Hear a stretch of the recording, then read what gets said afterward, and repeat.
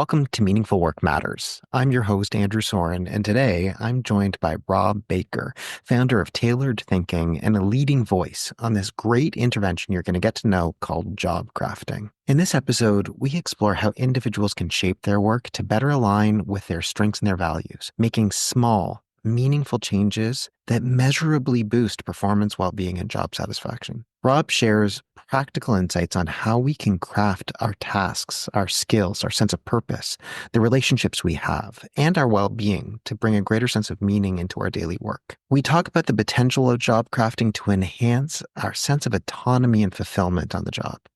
We explore the skills and mindsets required of managers who do this well, and why job crafting may soon become a core skill in the future of work. Whether you're seeking ways to re-energize your work or support your team's growth, this episode is packed with tactical, practical ideas that you'll find really useful.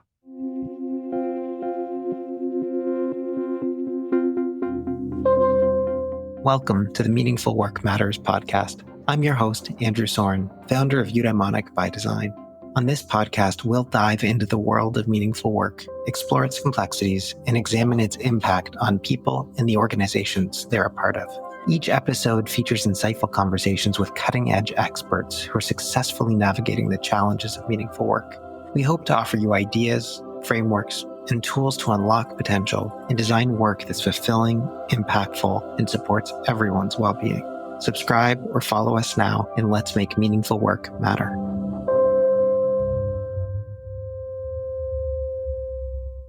Rob Baker, it is wonderful to have you on Meaningful Work Matters. I am so glad you're here. Welcome to the podcast. Oh, thanks so much, Andrew. And it's been like, I'm a listener of the podcast and a consumer of it. So it's lovely to be able to participate as well. So thanks very much for the opportunity. Well, it is. I'm excited to be able to have this conversation, which I think is going to largely be all about this wonderful thing called job crafting, which you are very much a world expert at. I think that you and I first met in Reykjavik at the European Congress of Positive Psychology. We were sitting beside each other at the very end of that session. Wonderful conference, and we started talking a little bit about the work that you do in job crafting. And based on that, we wound up doing this whole job crafting work at the World Congress of Positive Psychology the following year. And so it's fun to be able to have this conversation about job crafting and actually get a little tactical and practical about how you build meaningful work, which is something that we don't always do on this podcast. So the key takeaway there is be careful who you sit next to at conferences. I think that's the takeaway. Yeah, that's the one takeaway. But it was a wonderful conference. Yeah, and I think I loved as well. And again, this practical and tactical thing. So we brought conference crafting, which maybe we'll talk about as we're going through, to participants at the conference. It was around, there's lots of different applications for crafting that we can share and probably explore today. Well, we will dive into there in a second, but before we do, maybe you can just introduce yourself to our listeners, tell us a little bit about yourself and what makes your work meaningful. Yeah. So I'll start there. What makes my work meaningful? Because it's something I think about a lot. So it feels that I'm doing work that's purposeful and impactful. So our mission for the business is around making work better and making better work. And I want to do that with external organizations that we support, so a consultancy, but also, and we had a conversation about this before we started recording, is around actually creating those opportunities for others as well. So by employing people who have that shared commitment. So meaning for me is around having an impact and allowing more around enabling others to have an impact through the ideas and the stories and the tools that we share. So that's kind of like what we want to be. So I often refer to myself as a cheerleader, in these kind of like an evidence-based cheerleader in terms of bringing ideas to life within organizations. That's a meaning bit. So a bit about me. So I am based in Durham in the UK. So about 2/3 of the way between Scotland, Edinburgh and London, if you're looking at the map on the east side of the UK. I'm a father of 2 young children.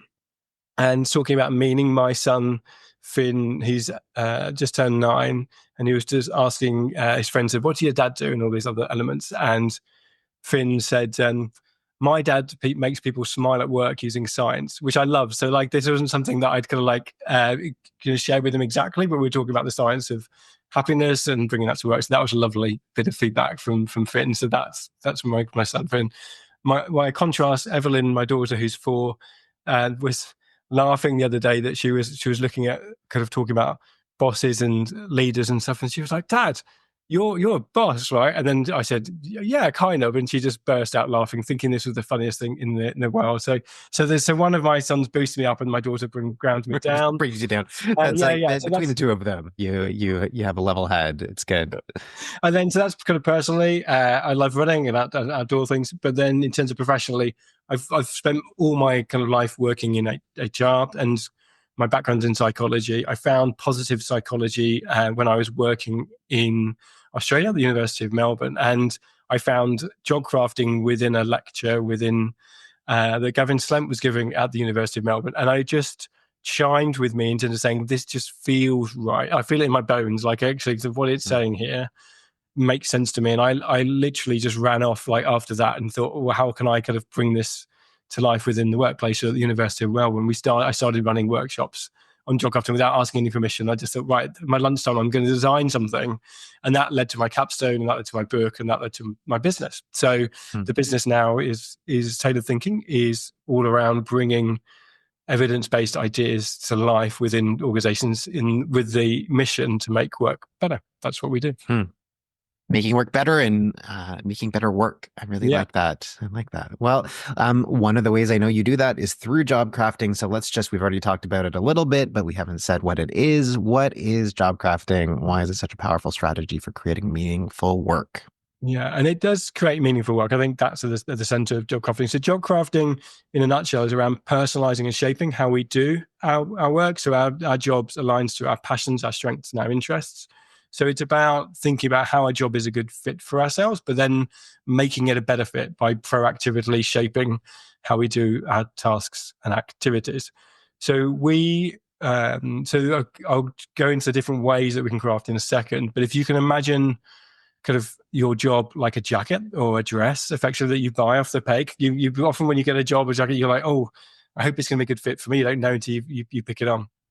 And job crafting is about shaping that job in small ways. And I'll come back to small, I think, as we're going through today's conversation, in small ways and positive ways to make it a better fit for you as an individual. So it's not about changing the color of that jacket. That's fixed. The majority of your job is fixed. It's not about changing the texture of the fabric. Again, that's fixed. So 90% of your job is going to be fixed in terms of what you're doing. But there's an opportunity for us to color around the edges in most jobs.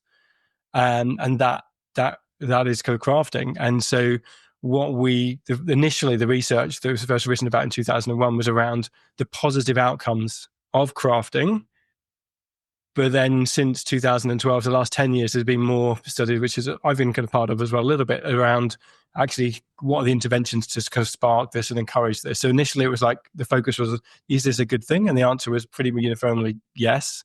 And then it was a case of, okay, if it's good, what are the benefits of this? And the good thing, still talks about why it's so powerful, is that it's linked to the way I can describe, again, there's been over 170 peer review papers on this stuff. But if I was to kind of like sum this up into 3 core areas, and again, for anyone as kind of an alert on this space, is that I'm doing that. So there'll be other people have other views and takes on this.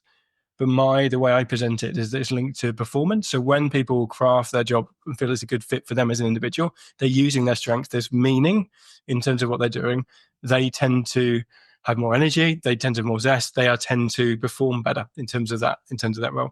And that performance is measured in loads of different ways. So from individuals' assessment of their own performance, but also their line managers' assessment of their performance, and also customer service. I love this. There's a study that looked at customer service and job crafting, and the people who got the best customer service or rated high level customer service found out those people tended to be more likely to be job crafting in their roles, those customer service roles. So it's performance in lots of different elements.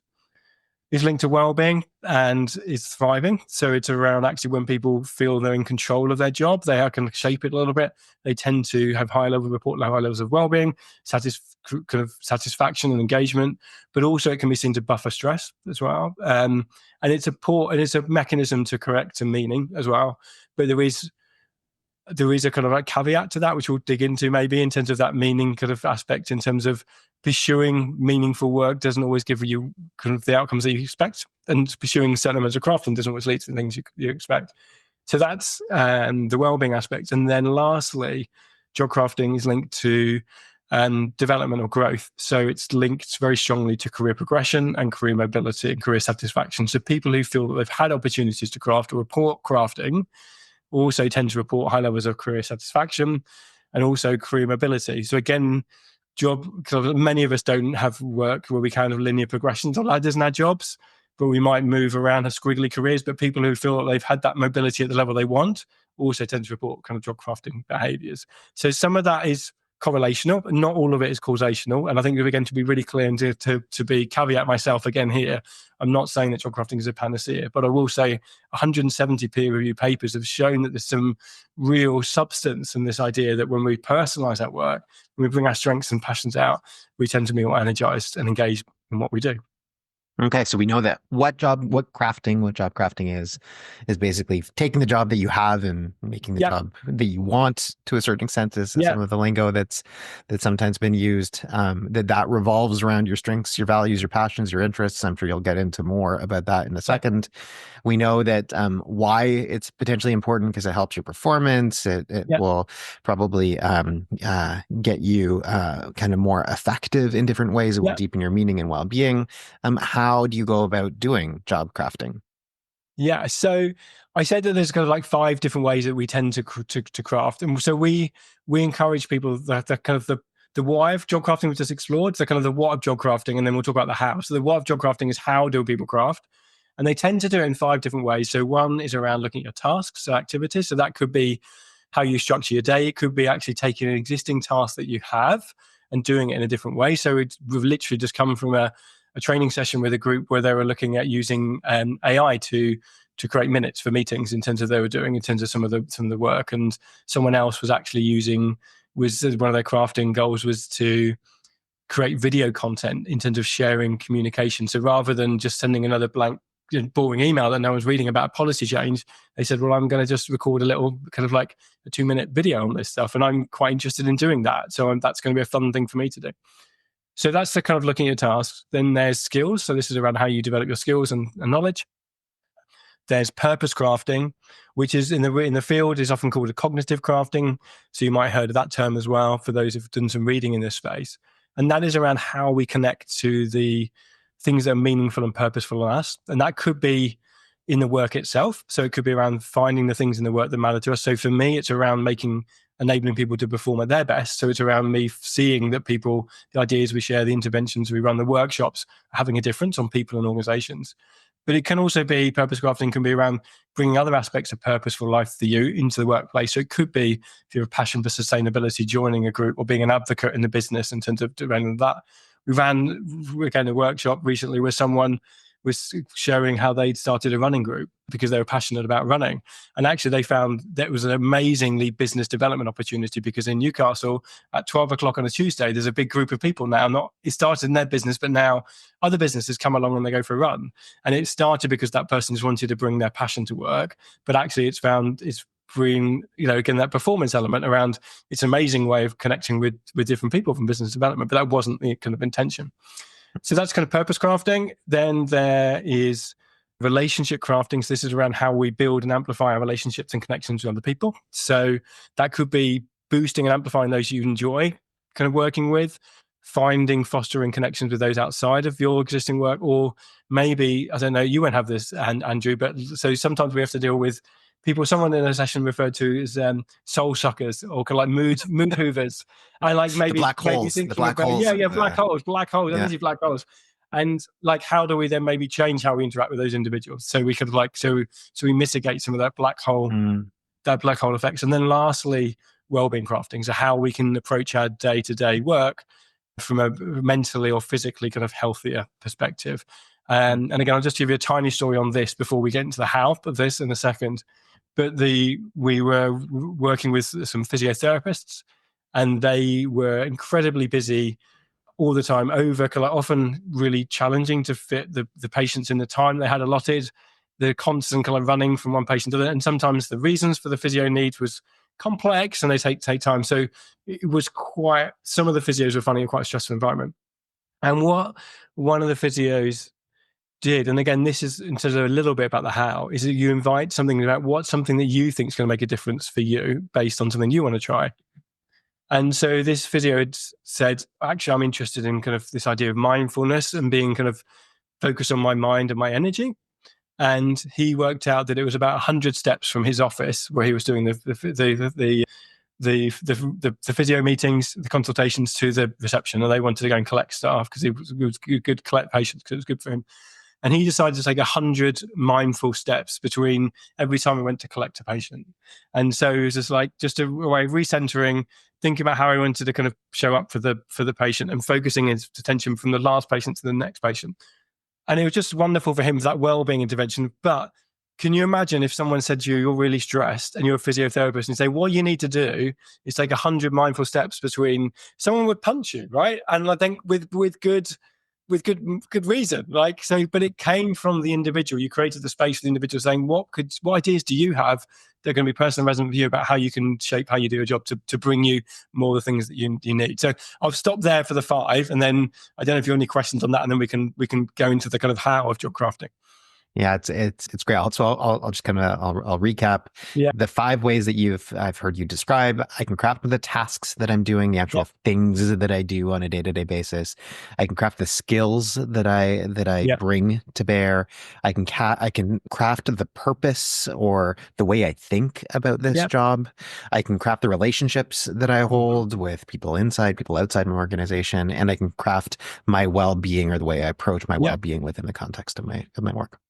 I'm struck by this thing that you just said around autonomy. You know, one of the last podcasts that we just had before you was with Anne Bradford, and we were talking about self-determination theory and the power of being able to choose your own adventure. And to me, I think that this is what job crafting is all about, is the power to choose your own adventure. I mean, it's a phenomenal way to help someone understand that even in a context where it feels like there are so many things I can't control, I can control at least something about my job. Even if the only thing I can control is the way that I think about my job, I can still control that. Yeah, I think again, I think I've spoken about. I don't speak about this enough, Andrew. But the reason I love job crafting is because of it. Actually, is an amplifier effect for self-determination theory. So self-determination theory is the thing that I'm really passionate about. I think it's so, again, from my language, kind of bulletproof, as in terms of as an idea of saying, when we have these different elements in terms of autonomy, relatedness, and kind of can use our strength, our competence, means that we can do great work. So I see job crafting as a mechanism, as a bit of an amplifier of that. Excuse me. And when it comes to the autonomy, I think I would totally agree. But I would also say, and this is something that I've got better at, is we can sometimes make assumptions about who can and can't do job crafting because of whether they've got autonomy or not. So you think, oh, middle management, white collar kind of, they've got more autonomy than those that don't. And I think in those instances, it's really helpful to think about where job crafting was discovered. So it was discovered in 2001. And you know if you know this in terms of where Amy Vinesky and Jane Dustin discovered it? I mean, the story that's in my head is about janitors in hospitals, but hospital cleaners in university kind of group. So, but you would probably, if you're looking for job crafting, the last place in the world you would go is saying hospital cleaners and janitors. Like, that's where we're going to go, and yet that's where they found this was happening. So, and again, to your kind of reflection, is that it's around there's opportunities for you to rethink about, to potentially do your task about how you think about your job. It's very open to everyone, but it's just finding those right elements. So the things that those janitors or cleaners did was, look, one person said the thing that mattered to me was around helping patients to feel kind of connected and supportive in the hospital environment, and they would look out every day and try and make someone smile. So that was their kind of like their goal. Someone else was saying, actually, what I can do is, I know I'm an expert of navigating through the labyrinthian corridors of the hospital. So if I see someone is looking lost, one of the things I can do is be a designated signposter, or even take people to those different elements. Someone else, kind of one of the more famous things that kind of got cited at the time, this is 20 years ago now, but the paper was around moving, when they were cleaning the pictures, they moved them around to try and create a more stimulating environment. And these are kind of, we often refer to them as micro crafting things. So these aren't changing the footprint of your job, but it's just tiny things of thinking about what matters to you, and can I bring them out in terms of the work that we do. And we've done work with laboratory technicians. We've done work, say, the physios. We've done work with people working in air industries, the kind of air stewards and stewardesses. Well, on the face of it, you might look at it and say, you can't do, your job's very defined, But we find if you give people the permission, they'll find ways to cut around the edges of it in a way that brings themselves into the work, but also doesn't deviate from delivering the core element. So those hospital cleaners were still doing their job, but they were just doing it better. They were performing well, and they were doing these tiny little things. So just a quick question on that, because all the examples that you just provided, in some ways, there's a big relational component to physios, to people who work in airlines, to even janitors in hospitals. What about blue collar folks? I mean, what about people who are really, like, on the factory floor? Have there been studies around job crafting there? So there've been some studies, and the results again are positive. I think they're again, which is often the case, the areas that you want to research the most are sometimes the more difficult ones to get into. So I can talk about some work we've done that with a manufacturing organization. So we've worked in those kind of environments. So it's not an academic study, but we've got like a business case study from it. And what we found there again is in terms of introducing the concept of job crafting because our typical approach would be to talk about kind of crafting and the kind of the benefits of personalizing work. And also from this lens of like making work better. So another way that I sometimes approach job crafting is like, how can you make your job better for you? Like that's a question, or just better, full stop, because the chances are the suggestions people are going to have will make their job better for themselves. And in this kind of production company, it's based kind of in the Northeast, and they make the internal kind of tiles for acoustics for office buildings. So if you look up an office space, you'll see kind of white ceilings and things. That's the things that they'll construct.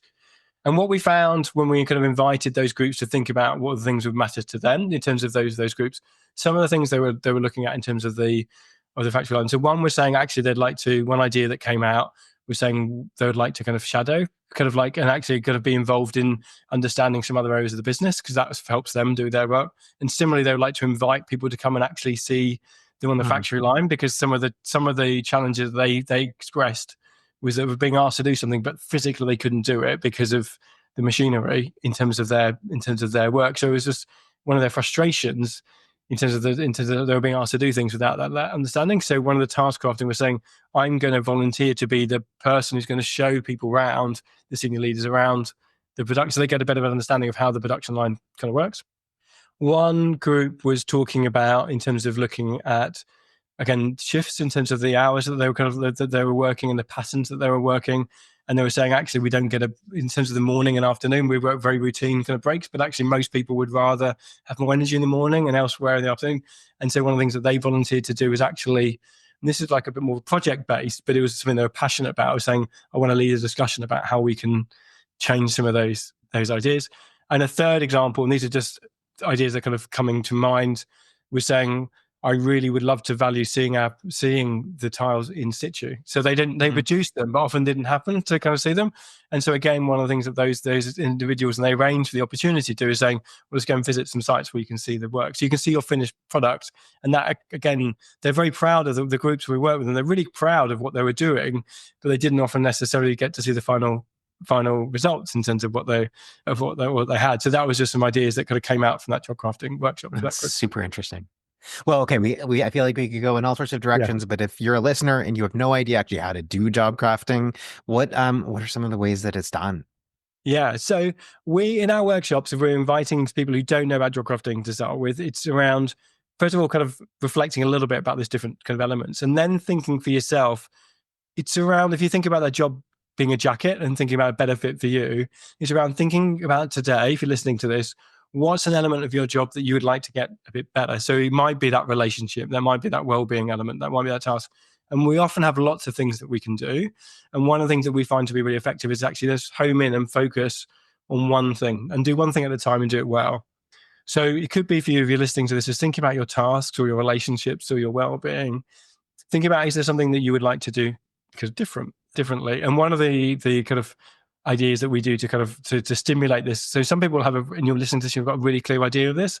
Another thing that you can do, not if you're driving, I recommend if you're listening to this podcast, but next time you have a piece of paper in front of you, would be to just draw a line and think about one element of that is things that give you energy, and the other element of the line is things that take away energy. And then in the middle, so the y-axis, if you're following this, is time. And think about plotting your day-to-day tasks, activities, of like how much of your day-to-day activities give you energy, and what are the activities they're doing that's taking energy away and how much time you're spending. So for me, for example, something that I hate doing, I'd rather pins in my eyes, is around doing expenses and finances. I just don't like it. I've lost money personally. Me Yeah, too. yeah, yeah. And it's like, luckily for me, if you're thinking about this graph, it takes away a lot of energy for me, but I don't spend a load amount of time on it. But I've become frenemies with expenses by crafting.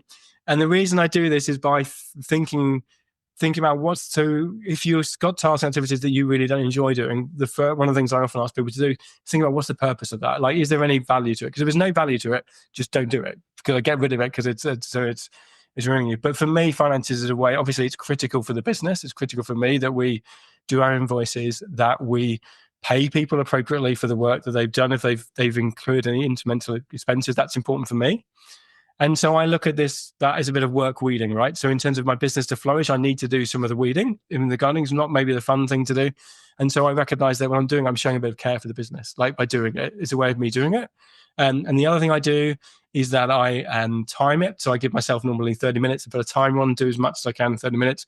And I have you can't see here, but I have a box of Kit Kat Chunky bars, which I don't know if I don't even have those in Canada, but I get a Kit Kat Chunky after I've done my expenses. So I've gamified this thing in a little bit. And now I don't look forward to doing expenses, but I definitely don't approach it with a sense of dread that I used to. It's like, oh, okay, here we go again. We're frenemies. Like we've kind of got this relationship. So that's how I've approached that from job crafting. So that's a graph. So if you're doing this graph, then you might also want to think about what are the things that you do that you love doing that you're not having enough time doing. So that could be writing or research or blogging or whatever it is for yourselves, and thinking about, okay, what are the things you can do to amplify this? And a common thing that a lot of people do when I'm coaching them or in workshops is saying, are there ways I can protect some time to do things? So these are the kind of like important things, but maybe non-urgent.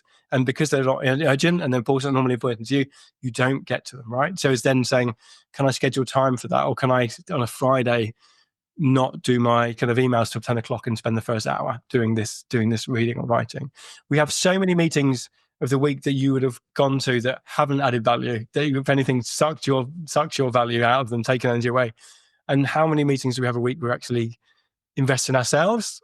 None, most people. So it's like, give yourself a meeting of half an hour to think about what are the things you'd like to change and how you can do that, and get on and do it. That's another kind of practical idea. There's a few things that I think over the years of my experiences with job crafting, I have come to love about the intervention, and you've named a whole bunch of them.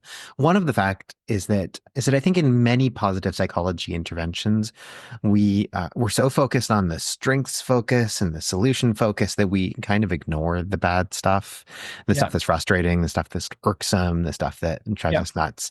And job crafting gives you an opportunity to literally confront those things and say, hey, how can I change this?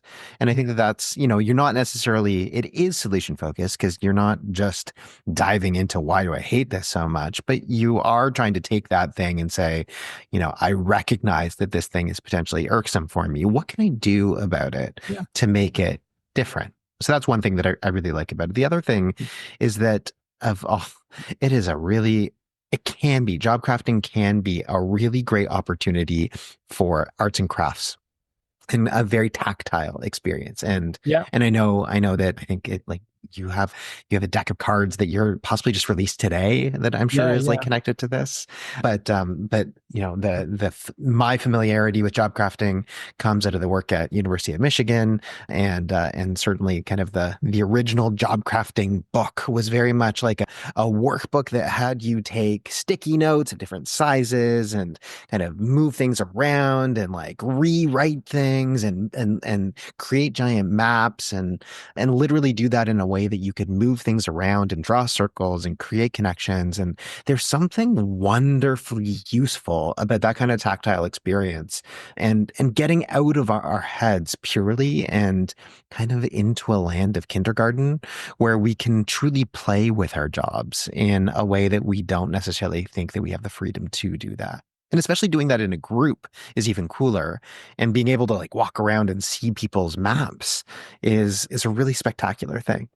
Yeah, amazing. I think a couple of things you said there, if I can move. So one thing we've been talking about, and I think I need to do another attempt. So there's a couple of attempts. So I want to get down to the owner of this idea of thinkering. So I don't know if you've come across this idea of thinkering. So thinking while doing, which is what you've Mm, described. So there's something magical, and I came across it with the Lego Serious Play. So in terms of actually this idea of using Lego, and we've done some job crafting interventions using Lego to get people to think about what's your existing job look like and what would it look differently. And brilliant. this idea of using your hands as well as your body does give you permission or free something up in a lot of people, not everyone, but a lot of people, to kind of think differently, and it's playful and fun. So that crafting and that initial job crafting intervention that I think is really helpful in kind of showing the way for people interested, as myself, as practitioners, about saying what are the things we can do to practically get people think differently about their job.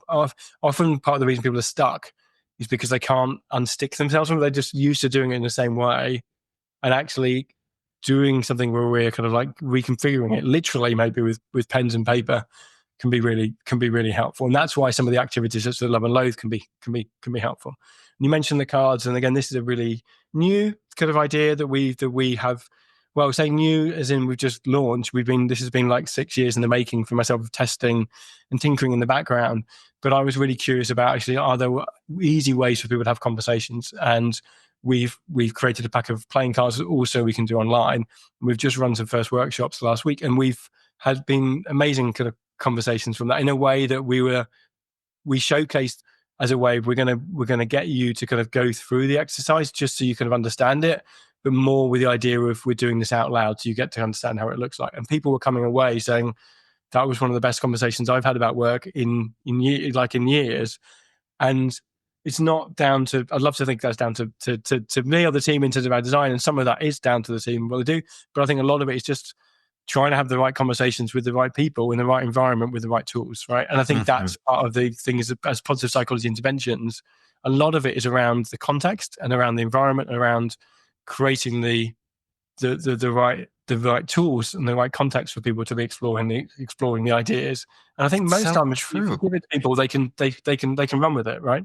Yeah, it's so true. I mean, how often do we actually get a chance to sit with our peers, with our colleagues, with our bosses, and have conversations about, hey, in non-punitive ways, right? Not like a performance evaluation conversation, but in a conversation that's free and fun about, hey, what tasks am I doing that give me energy and what deplete me? What are the skills that I want to build? What are the ways in which I can bring my strengths and my values and my passions to work? What are the relationships that I'm like really craving leaning into more? How can we think about our well-being? Like the idea of being able to use any of these tools just to facilitate that kind of a Mm. conversation, especially in work contexts where I think all of those things are potentially intimidating to talk about because we don't know how to talk about them. No, I think there's a couple of things. So when we're running with leaders, we say to people, look, just because someone's sharing this doesn't mean say you have to own that. So if someone's saying to me, if Aaron, you're saying to me, Rob, I hate doing podcasts, and I feel that sucks for you because you're doing a lot of these and you're good at them. And Andrew, but like, in terms of, if you're saying, if you kind of, they said to me, it's not for me to fix that necessarily. It's for me to kind of think, to work with you, say, okay, what can we do? But I think when we have these conversations, we're seen. And as individuals, one of the things that we want in our work is to be seen, is to be kind of actually understood a little bit. So if you as a manager can have a conversation with someone and say, what would ideally you like to dial up and what would you like to dial down? What are the kind of your strengths that you have, and understanding of those and how we can apply those. If you have a conversation with someone saying, look, I know you love doing kind of writing a piece or something, and this is something I've been thinking of you, so can you do this piece of writing on behalf of the organization? It could be an internal newsletter or an external thing, or it could be anything, but you're saying you're using your strengths or your passion in that area. Or it could be the other way. You could be saying, I hate doing writing. Like, then you're saying, look, I know I need you to write a summary for this exec meeting that's going ahead. Can you write this? I know it's not your favorite thing to do this, I'm sorry, but we just need to do it. Just saying, I know it's not your favorite thing, I'm sorry, can go a long Here's a way. chunky Kit Kat Someone feel like doing it. with It doesn't mean to say they're not going to do it, but it's the thing. yeah. I get you. As that kind of that kind of element. So I think there's definitely something on. But one of the reasons I think job crafting hasn't always permeated into mainstream consciousness is that there is a skepticism about, one, if we give people permission to kind of change their jobs, it's going to be anarchy. People are going to set fire to their role descriptions, right? And they're kind of like, and people won't do what they're saying. So that's one thing. And the other is around, yeah, I don't know how to deal with this. If someone's going to, I think there's an element of, if I'm being frank, with some managers, of like, I'm a bit scared to kind of unpack this box because I don't know what people are going to say. I don't know how I'm going to deal with it. Mhm.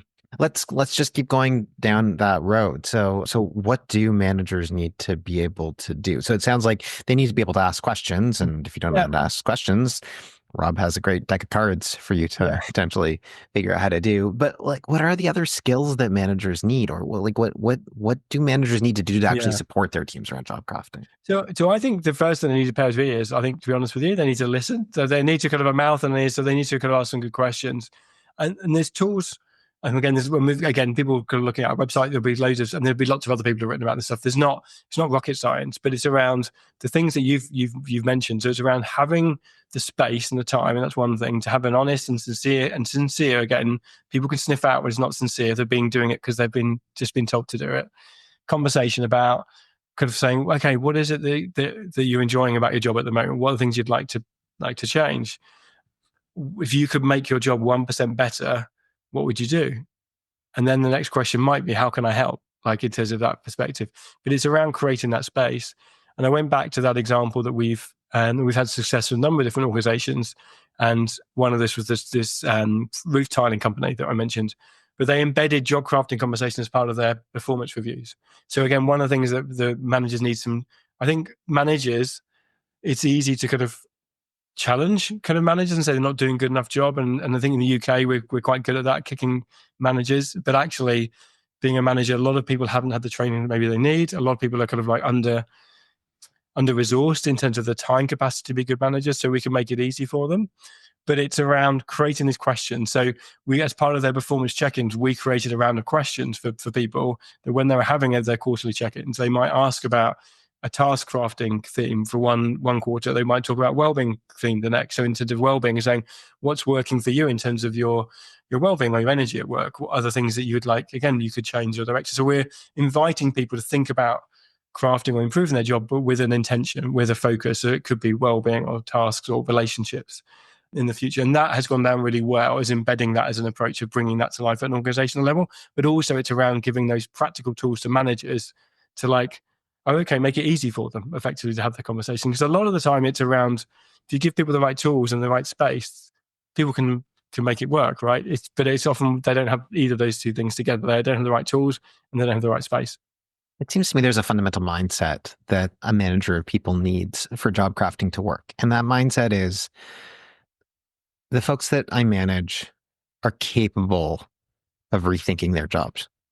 Yeah. Which is a little, I say it and it feels a little shocking, but I actually feel like, as a coach, I grew up learning about coaching through the Coactive Training Institute, and they have a cornerstone of coaching that says the client is naturally creative, resourceful, and whole, which basically means they can, even in a challenging situation, your client is still going to be able to figure out a way through this. And your job as a coach is to be able to help them. And I feel like that's the mindset a manager needs to be able to hold for job crafting, Yeah. is that their folks are going to be capable of doing this. And they're going to be, and they are, I'll just add to that. So they're capable, they'll surprise you. So again, they'll surprise you in things that you weren't expecting. But also people are realistic as well. I think often there's an idea of like people are going to go wild with this idea and kind of say they're not going to do core elements of the role. But the reality, the research shows, and this is my practical experience, most people kind of crafting is in budgets of 5 to 10 minutes a day or like an hour a week max. It's not, people haven't got the bandwidth or the time or the energy to kind of go beyond that. Like if reality that works. But it's also the thing I haven't mentioned is around that permission to experiment. So it's actually saying, well, let's just try it. Let's just see. And how do we know this is going to work? So this is an idea you have. This is something you're going to put. So the example of the CEO could be having that conversation saying, you're going to do 100 mindful steps. Okay, is this going to, how are you going to know it's going to work for you? Like in terms of, do you need any support from this? Like kind of, and having that general conversation. And then you check in and you hold an element of light accountability there as a coach, like in terms of they've set the goal, but you've kind of given them permission and you're going to check in with them about that approach. And with curiosity and with kind of like with hope that they're going to be successful in terms of what they're doing. And again, that experimental mindset of like, we just don't quite know what's going to work, and we're going to be open to the fact that if it doesn't work, we're going to maybe try something else, like and not do that. Whereas if it does work, what we do with crafting is saying, great, do that, and you can either do more of it or go to something else. So you've put your button on your jacket, like that might be the thing. You've changed the color of the buttons. Okay, what's next? How can you make your jacket a bit better fit for you next, today? Hmm. I want to go back to what you were saying about performance reviews because I think Yeah. it's so interesting. And the performance check-ins. I mean, that whole entire performance management cycle, right, where we think about goal setting and then regular feedback and then evaluation and that kind of repeat of the process. And there is something very liberating about the integration of job crafting into that performance management process. And I would also think that for many people, those two things feel like difficult, especially because performance management is so much about evaluation and therefore it feels somehow at odds with the freedom of job crafting. I'm wondering if you have any perspectives on that. Yes, I think it does. And that's why I say we have redesigned it. So I think we've embedded it in terms of the approach. So I think traditional performance management, and I don't even know what traditional is now, but for most organizations that we would work with, is like you have your quarterly or 6 monthly kind of goals that you set. You might have OKRs and you kind of review them and check them, but they're often just outcome focused and you don't think about the input. I think job crafting is actually looking at the input of how you're going to achieve the outputs. And I think we don't spend enough time thinking about how we do stuff. We just think about what's the stuff we're doing and why we like what's the outcome going to look like. So it's like a marathon runner saying we're going to run a marathon, that's the goal. You don't think about, okay, what do you need to be successful? You need to do the training plan, right? You need to get your nutrition right. You need to practice. And I think that's something that's missing from a lot of those performance kind of conversations. Again, because people are time poor, I think, rather than necessarily being reckless. Although I think there's some reckless organizations that kind of are out And there. I think there's also been a real cultural shift in the way that performance management has happened into this KPIs or OKRs, like this Yeah, objectives and key results. All I care about is whether or not you hit your yeah, results. I don't care how you do it. And yet, again, going back to the conversation that we had with Anne Bradford about how important the idea of autonomy support is. How do I help someone? Like yeah. it is critically important that we understand what those goals are and that we understand how we're going to measure them. But how somebody is going to go about approaching that and how they can make that their own is the difference between high performance and just kind of getting through the day. I totally get it. And again, if you think about people who do this high performance out loud, I suppose, you can often look at sports kind of arenas. And again, there's a bit of a cliche, but they're focused, they're really clear on their goals and to what they're trying to achieve. But they're meticulously focused on the kind of the how they're supporting people to achieve those goals on a day-to-day basis in terms of their kind of mental, physical coaching, kind of planning, every aspect. And again, we get organizationally, we get to the outcomes, but we just don't focus on those the kind of the inputs in terms of what we do, in terms of what we're doing. Okay, I have two more questions for you, and we only have Yeah, about 5 minutes left. So, first question, you've talked a little bit about some of the risks, the yeah, perceived risks of or downsides of job crafting. Some of those are like, oh no, people are going to get frustrated with their jobs, or they'll quit because they realize that they hate their job. Those things are possibly more myth than reality. I think you've pointed to some of that yeah, already. But I think one of the things that you've talked about, which seems really important, is sincerity. And like, what happens if I go through this effort and then my boss tells me I just need to do it a different way? yeah. I think so. For me, the way that I've approached organizations, say when does this not work? The place that I can guarantee job crafting will have a net negative effect in terms of an intervention is that if you give people the rhetoric about it, you might give people the training about it, and then you don't allow people to execute. So if you don't have leaders or managers that are actually allowing people to do elements of this crafting, people will say, well, hang on, you asked me to do one thing, and actually you are acting in a different way. And I feel more exposed, kind of more fed up, more annoyed in terms of in different levels of those things. Because sometimes it's an act of vulnerability trying something new because people haven't been used to doing it. They're like, "Do you seriously? Am I allowed to do this? Honestly?" Because it doesn't feel right to them. So I'd say absolutely that's one of the kind of the big risks in terms of organization. So again, what we do as a consultancy is rather than go big bang and say we're going to do this across the whole organization, we want to we'd start doing it in pilot groups so that we can kind of start collecting stories and evidence that it's working. But then also it kind of reassures people a little bit in terms of actually, if this is working in this area, then actually we can apply it in terms of different areas. And we often pick one of three areas. So one's like skeptics. We want to work with skeptics. We want people who are going to be a bit, think tends to be IT people or finance. I don't know why, but that's just, they tend to be skeptics. The people are going to be endorsers. That could be the HR community or marketing. Normally they kind of seem to be people who get it, more creative maybe. And then also the people who are neutral. So it could be those physios or the shop floor staff that we've mentioned in terms of for the tiling company. So we kind of test it and then saying, okay, then we've got stories, we've got evidence, let's go forward. And also that appeases some of those management kind of elements. That mitigates that risk of them saying we're not going to actually embrace this organization. I really like that. I like that idea of starting small, showing what good looks like, showing what success is, using that as that positive deviance as a light to others. Yeah. The other thing that I'm just thinking as you've talked about this is again that congruence. And I feel like one of the places where we've seen job crafting happen writ large is in the idea of flexible work. I mean, it's in some ways a maximal way of thinking about job crafting is, hey, you don't have to come into the office. You can do your work from home, from wherever, from the coffee shop. You can come in a couple days a week. You can do it however you want to.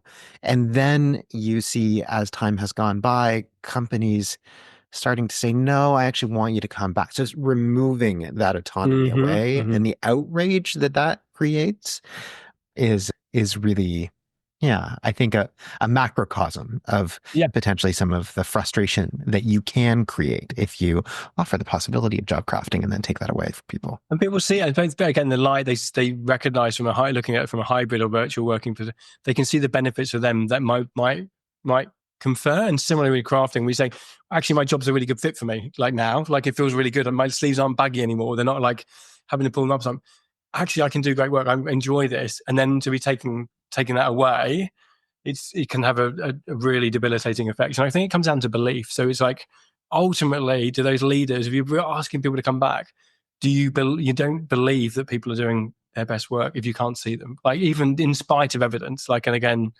we know, unfortunately, and Andrew as practitioners, that evidence, just because you have the evidence doesn't mean to say people are going to change people's mindset and beliefs. But I think that's what it comes down to for me, is that ultimately in people's bellies, and it comes back to the stories they've been told early on, the experiences in their life. But that's a bigger thing to unpick.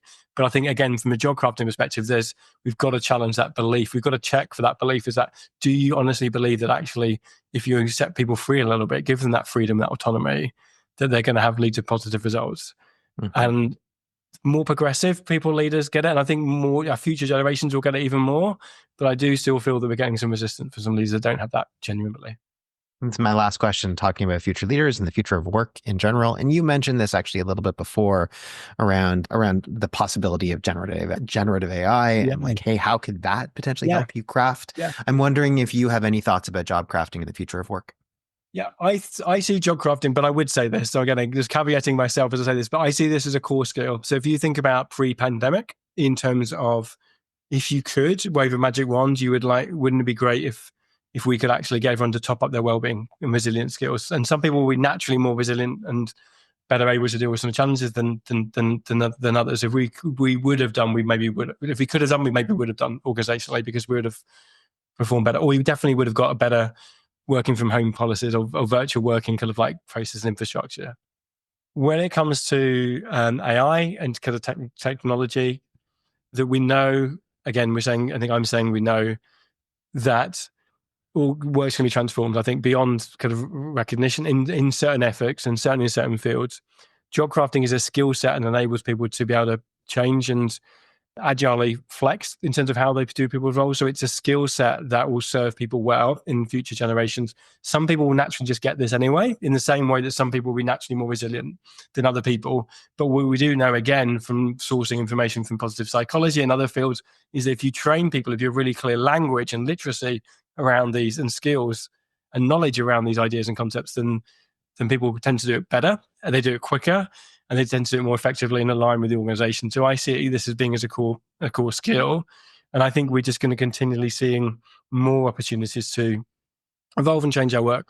And I'm hoping, again, this is where we're in a bit of a nexus point in terms of actually we ask individuals in terms of how they see and could harness the technology, rather than going the other way in terms of saying, well, we've already made this decision and we're going to change your job jacket without consulting you. We're just going to do it. We're going to do the opposite of job crafting.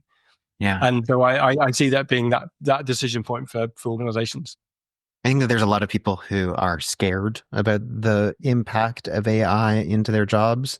And I think that they probably should be in all sorts of different ways. And I think that there's all sorts of opportunities, especially with things like task crafting or skill Yeah, crafting, even cognitive crafting. There's all sorts of opportunities, I think, of being able to say, hey, what are the things that I have to do on a daily basis that maybe I don't want to do as much on a daily yeah, basis? yeah, yeah, And yeah. how could something like ChatGPT or Claude or other generative AI help me do those things? Or even if I'm, stuck with, hey, I've got a strength of appreciation of beauty and excellence, and I just have no idea how I can make my expenses an opportunity to practice appreciation Yeah, of beauty and excellence. What a great prompt for ChatGPT, right? Like, I mean, there's all sorts yeah, of like yeah. collaborative brainstorming you can do. Absolutely, absolutely. And we've built a book, a kind of like a chat GPT or kind of around my book, which is interesting. So again, like around bring like getting advice on that. And I've been using that myself. It's really weird, kind of talking to parts of myself in that perspective. The one thing I would just say in terms of most organizations or most people when I talk to about using AI in their own roles, they talk about seeking efficiency. And I'd love people to use the E word, but change it to energy. So it'd be like, Mm. so rather than seeking efficiency, why don't you seek energy? And it might be doing certain tasks faster, but actually, is it also an opportunity to you to bring more light to the things that you like doing in terms of your job? So rather than doing the same things faster, is that can you kind of bring more energy and lightness to what you're doing? I can't think of a better way to wrap up this podcast than this question about what can bring you more energy. Rob, if people want to know more about you or about your products or services, where can they go? It'd be wonderful if it would do. So please connect with me on social media, so on LinkedIn, Instagram, and Tailored Thinking is our company, and tailoredthinking.co.uk is a good starting point for any of the ideas that we've shared today. We will make sure to link to all of those in the show notes of this episode. Rob, thank you so much for sharing your wisdom, sharing your practical and playful ideas in the context of this episode. And hopefully, all of us can walk away with a little bit more energy to our work today. Thank you. Thank you. Thank you. Really enjoyed it. Thank you for joining us for another episode of Meaningful Work Matters. If you haven't already done so, be sure to subscribe to our podcast on your favorite platform. And if this episode resonated with you, please take a moment to leave us a review. Your feedback helps us make this podcast better and reach more listeners. You can connect with me, Andrew Soren, on LinkedIn, or visit www.eubd.ca to learn more about Eudaimonic by Design. Finally, if what you heard today spoke to you, tell your colleagues and people in your community about our podcast. We really appreciate your support in making meaningful work matter. See you next time.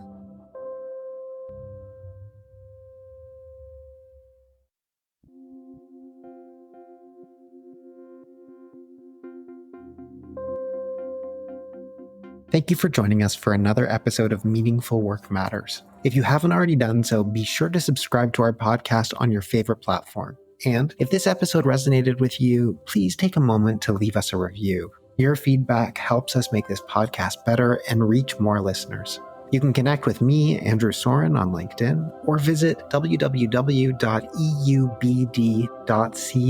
to learn more about Eudaimonic by Design. Finally, if what you heard today spoke to you, tell your colleagues and people in your community about our podcast. We really appreciate your support in making meaningful work matter. See you next time.